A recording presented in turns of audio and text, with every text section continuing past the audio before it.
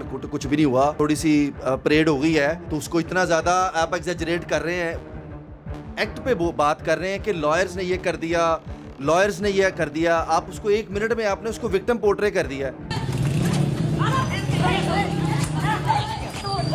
बहुत लोग कह रहे हैं कि जी इन्हें प्लांटेड मार खाई है, यानी कि मैं इतना गुस्सा दिला दूंगा कि मैंने फेंटी पै जाए। ये तो इंस्टिगेशन है सर जी, यहाँ पे लोगों को फंसियाँ हो जाती हैं।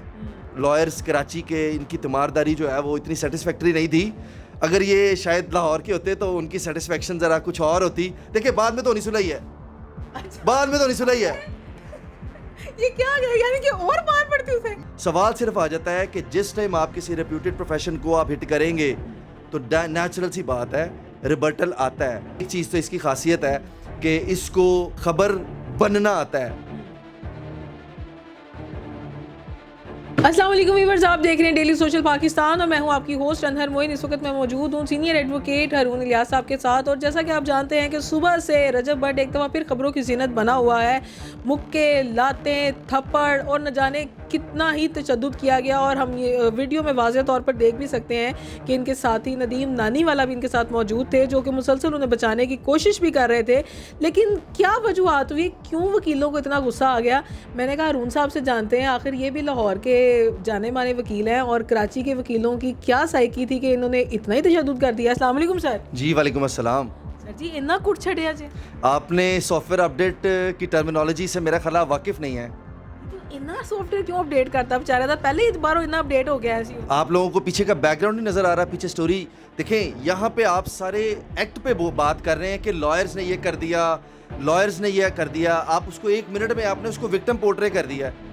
आप उसके बैकग्राउंड पे देखें कि उसको किसने इख्तियार दिया कि वो बैठ के सोशल मीडिया के ऊपर वो इस चीज़ को पोर्ट्रे कर रहा है और ऐसे कर रहा है कि जैसे पता नहीं मैं क्या चीज़ हूँ, मेरी आवाज़ क्या है, या मैं पता नहीं क्या चीज़ कर रहा हूँ और मैं जनाब किसी को भी ललकार सकता हूँ और मैं किसी के साथ कुछ भी कर सकता हूँ। देखें यहाँ पे कोई भी एक्शन होगा उसका रिएक्शन आता है। अगर आप ये कहें कि जनाब मैं खामोशी से बैठता हूँ, मैंने एक यूनिफॉर्म की डिसरिस्पेक्ट की है, मैंने, देखिए आप उस एक्ट को छोड़ दें, अभी फ़िलहाल के लिए सिर्फ उस एक्ट को साइड पे कर दें कि जी वो एक्ट अच्छा था या बुरा था, हम उस एक्ट पे बात बाद में करते हैं।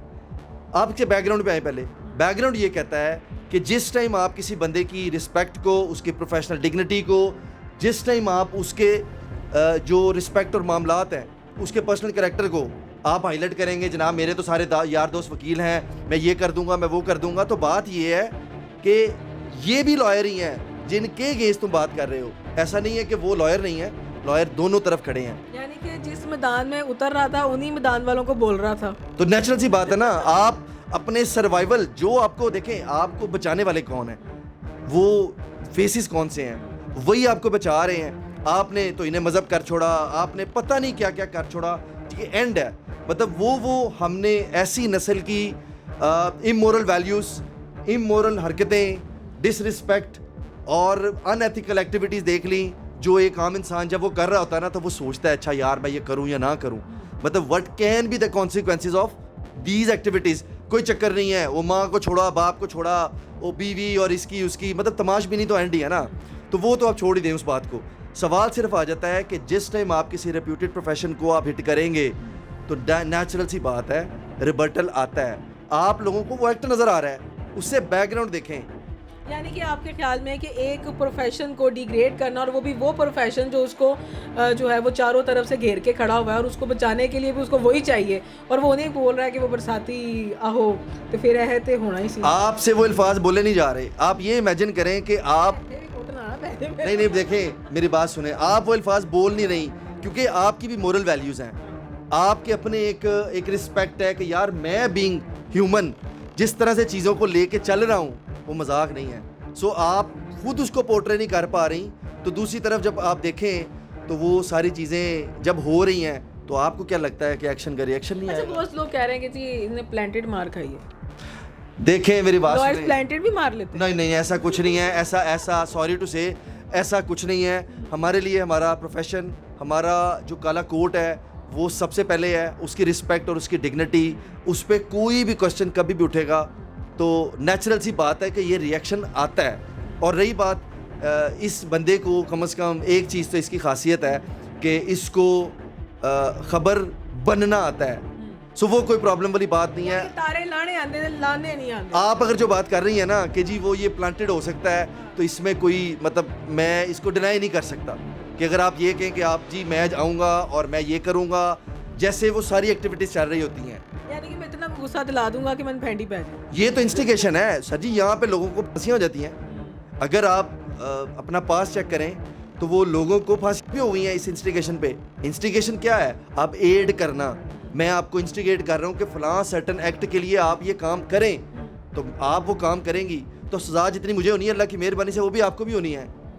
तो ये नहीं है कि ऐसे मामला जो ऐसे इतनी आसानी से क्लोज हो वैसे एक बात है, कराची में तो वो एज ए गेस्ट था, एडवोकेट प्यार से भी समझा सकते थे, बैठ के भी बात हो सकती थी। खैर दूसरी बात ये है जोक असाइड कि जब मैंने वो तीमारदारी सारी देखी तो मुझे समझ नहीं आई कि यार ये लॉयर्स कराची के इनकी तीमारदारी जो है वो इतनी सेटिस्फैक्टरी नहीं थी।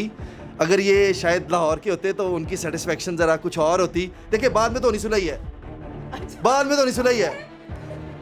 ये क्या है? यानी कि और मार पड़ती उसे? मैं ये नहीं कह रहा, मैं आप इस चीज़ को इस तरह ना करें। मैंने बस उनकी तीमारदारी को मैं अप्रिशिएट नहीं कर रहा कि लेस सॉफ्टवेयर अपडेट हुआ इससे ज़्यादा। हाँ शायद अगर देखें बाद में होनी सुलह होती है, बाद में सारा कुछ ही होना होता है, लेकिन एक बंदे ने देखें वो सुलह भी हुई है। अब मेरा सवाल एक छोटा सा है कि यहाँ पे जो FIR थी ना, FIR है 295A की, वो उस सर्टन लॉयर ने अपनी डिसरिस्पेक्ट पे नहीं करवाई, उसने मजहब की तौहीन पे करवाई है।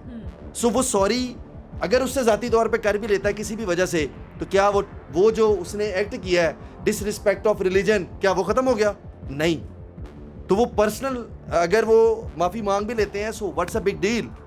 इस चीज़ को पता नहीं किस चीज़ को जी वो माफ़ी मांग ली, तो क्या वो जो लॉयर है वो कहेगा ठीक है यार तूने मजहब की तौहीन की थी, तूने मेरे से माफ़ी मांग ली है, चल कोई गल नहीं तेनू माफ़ किया। What is this? अब मजाक बनाया हुआ इन लोगों ने। मतलब रिलीजन की रिस्पेक्ट वैल्यूज़ कहाँ पे हैं? That's not nowhere. यानी कि ये कोई पर्सनल इशू नहीं है, ये एक पब्लिकली और एक जिसे कहते हैं रिलीजियस इशू है जिसके ऊपर बात उठाई गई है। या तो बात उठाओ ना, या फिर उसको प्रॉपरली फिर कोर्ट के ऊपर डिपेंडिंग रहो कि भी क्या फैसला करता है जज भी। बारों बार मार कुट के फैसला तो ना करो। नहीं मेरी बात सुने, आप फिर उधर ही चले जा रहे हैं, बार बार मार कुट कुछ भी नहीं हुआ। थोड़ी सी परेड हो गई है तो उसको इतना ज़्यादा आप एग्जैजरेट कर रहे हैं, बहुत एग्जैजरेट कर रहे हैं आप लोग। पता नहीं क्या हो गया, इससे ज़्यादा तो पता नहीं, शायद उसको पता नहीं कितनी दफ़ा पहले भी हो चुकी हो। तो ये इस चीज़ को इतना एग्जैजरेट मत करें। वो एक यूनिफॉर्म की डिसरिस्पेक्ट थी और उसकी थोड़ी सी सॉफ्टवेयर, देखें ये सॉफ्टवेयर अपडेट की जो टर्मिनोलॉजी है वो 1-2 साल पहले ही निकली है। आप देखते हैं ना कि different, I don't want to name anyone, किसी ने किसी की डिसरिस्पेक्ट की, साथ ही क्या हुआ पता है? शाम तक उसका सॉफ्टवेयर अपडेट हो गया। ये कहाँ से आया? ये प्रोसेस ऑफ टाइम ने सिखाया हमें। लोगों को अवेयरनेस आ चुकी है कि यार लॉ ने जो करना है वो तो करना ही करना है। जब इसने मेरा लिहाज नहीं किया, जब इसने अपनी मॉरल वैल्यूज को गिरा के मेरी डिसरिस्पेक्ट कर दी है, तो सिर्फ मैंने लॉ से तो सहारा लेना ही लेना है। तो लॉ ने जब उसकी मदद करनी है तो थोड़ी सी मेरी भी कर देगा। बात समझ रहे हैं? वो तो होने ही होना है। बिल्कुल सही बात ये है कि सुलह तो हो ही जानी होती है। तो जो भी चीज़ है, जो भी मैटर्स हैं, लोग अब उसके हवाले से काफ़ी ज़्यादा एजुकेट हो चुके हुए हैं और इसलिए स्पेशली यूनिफॉर्म्स पर्सन को अब इस तरह से ललकारना या इस तरह पब्लिकली सोशली जो है वो अब्यूज़ करना अब कोई बर्दाश्त नहीं करेगा। और मेरा ख्याल है आगे से रजब भट्ट साहब भी जो है ना, वो जब तक उनके कोर्ट के मामला चल रहे हैं, मेरा ख्याल है वो भी एहतियात ही करेंगे। मिलेंगे इंशाल्लाह आपके साथ नई वीडियो में किसी नई जगह। बहुत शुक्रिया सर आपका, आपके आज के टाइम का। मैं बस आपको एक चीज़ ऐड करना चाहूँगा इसके अंदर कि ये जो एक्ट है ना, हम इस एक्ट को कंडेम्ड कर सकते हैं कि अच्छा नहीं किया, क्योंकि वो भी लॉयर्स जो है वो यूनिफॉर्म वाले थे, उनको अपने यूनिफॉर्म की भी रिस्पेक्ट और डिग्निटी का ख्याल रखना चाहिए था। उनको ये चीज़ें जेब नहीं देती थी। लेकिन सवाल सिर्फ ये है कि इसका बैकग्राउंड जाने बगैर आप इस चीज़ को स्ट्रेट अवे डिटरमाइन नहीं कर सकते थे।